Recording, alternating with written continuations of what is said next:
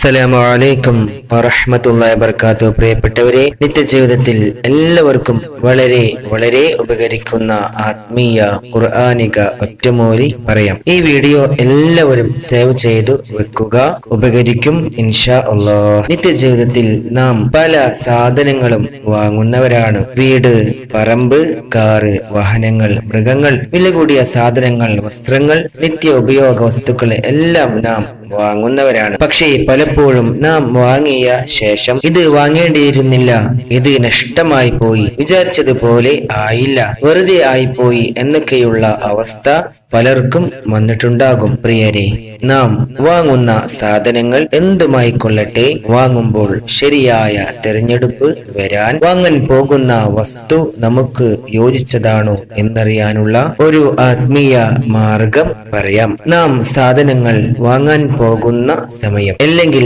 വാങ്ങുന്ന സമയം, സാധനങ്ങൾ പരിശോധിക്കുന്ന സമയത്ത് ഈ പറയുന്ന ഖുർആനിക ആയത്തുകൾ കഴിയുന്നത്ര ഓതുക.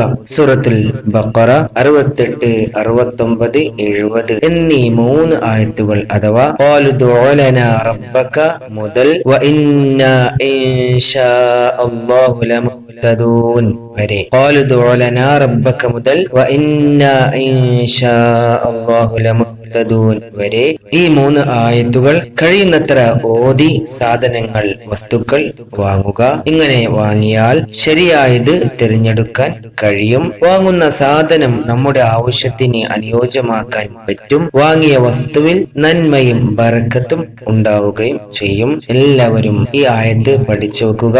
അസ്സലാമു അലൈക്കും വറഹ്മത്തുള്ളാഹി